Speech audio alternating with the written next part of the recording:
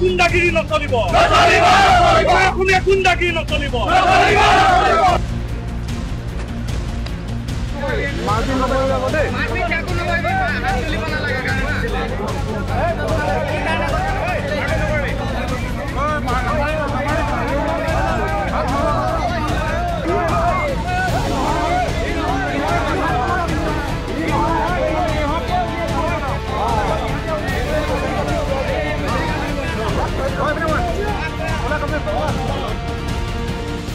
মানে মই লাঞ্চৰ পিছত যেতিয়া ঘৰৰ পৰা লাঞ্চটো কৰি আহিছিলো তেতিয়া কমলেশ কুমাৰ নামৰ এজন ছুপাৰভাইজাৰে মোক ক'লে যে কেবুল এডাল আছে এডাল লে কৰি দিয়া বুলি পেনেললৈকে। তাৰপৰা মই কৰিব যাওঁতে মই অলপ মাথাত দুখ পাইছিলো ছাইডতে, তো মই সেইকাৰণে মোৰ লগৰজনক পঠিয়ালো।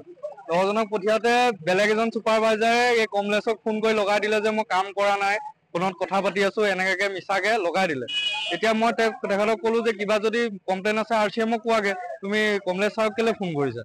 এতিয়া সেইটো কথা মই অলপ তাক টানকে কওঁতে সি কমলেশ ছাৰক ক'লে যে এই ল'ৰাটোৱে মোক গালি পাৰিছে আমুক তামুক এনেকা কওঁতে কমলেশ ছাৰে মোক গোটেই জাতিটোক লৈ মা ভন্টি দেউতাক লৈ পুৰা গোৱাল গালি পাৰিছে আৰু মাৰিবলৈও আহিছে। চোকা অস্ত্ৰ বিচাৰিছিলে মোক মাৰিবলৈ, এইটো টাইমত নাপালে, কিন্তু পোৱা হ'লে হয়তো মোক মাৰি দিলে হয়। কিন্তু মাৰিবলৈ তেওঁ পুৰা 100% চেষ্টা কৰিছিলে।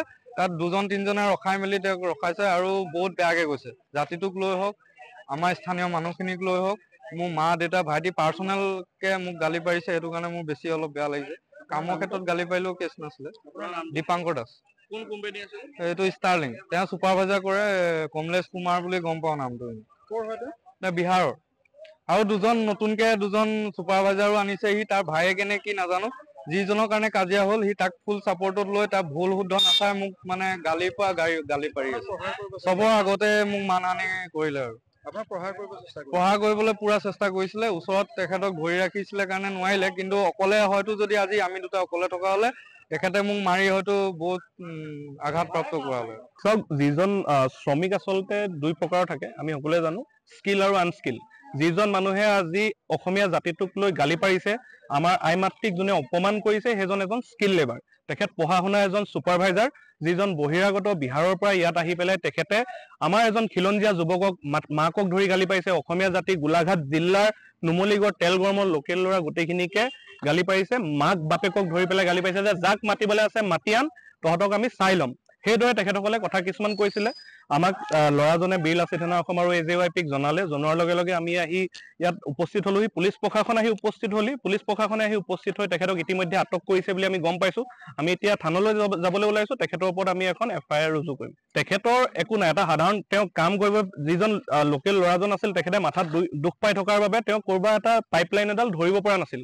ধৰিব নোৱাৰাৰ বাবে তেখেতক মাৰিবৰ বাবে চোকা অস্ত্ৰৰে প্ৰহাৰ কৰাৰ এক চেষ্টা হাতত লৈছিলে। চাওক, এনেকুৱা একো কথা নাই যে বহিৰাগত মানুহ আহিলেহে কামখিনি চলিব। তেখেতসকলক সোনকালে লাগে, সোনকালে কাম কৰাৰ বাবে তেখেতসকলে সেই মন্তব্য কৰিছে। যদিও আমি এটা কথা কওঁ যে যোগ্য মানুহখিনি যেতিয়ালৈকে অসমত আছে, ইমানখিনি অসমীয়া এতিয়া বিশ্ব দৰবাৰত প্ৰতিষ্ঠা হৈ আছে, তো ইয়াত আমাৰ অসমীয়া মানুহ নাই নেকি যে তেখেতসকলে ল'ব নোৱাৰে। যদি তেখেতসকলে কিবা কাৰণত ইয়াত সেই স্কিল লেবাৰজন যদি নাই, তেখেতে বাহিৰৰ পৰা যদি আনিব লগা হৈছে, তাত আমাৰ কৰিব লগা নাই। ইণ্ডাষ্ট্ৰি এটা চলাবলৈ যিকোনো জেগাৰ পৰা কাম কৰিবলৈ মানুহ আহিব পাৰে। কিন্তু কথাটো হ'ল সেই স্থানীয় যিটো লেংগুৱেজ, যিটো অসমীয়া ভাষা আছে, নুমলীগড়ৰ কৰ্তৃপক্ষই যিসকলে চাহ খাই অফিচত বহি থাকে দিনটো, তেখেতসকলে 15 দিনৰ অসমীয়া ক্লাছ দিয়াৰ ব্যৱস্থা কৰিব লাগে। অসমীয়া ক্লাছ দিয়াৰ পিছত যোনে স্কিল লেবাৰজনে অসমীয়া ক'ব পাৰে, তাৰ পিছতহে ইয়াত তেখেতসকলে কাম কৰিব পাৰিব। সেই হিচাপে আমি কাইলৈ এখন পত্ৰ প্ৰেৰণ কৰিম। ইয়াৰ যিজন প্ৰজেক্ট মেনেজাৰ আছে, লগতে আমি MD ছাৰলৈ এখন দিম বুলি চিন্তা কৰিছো।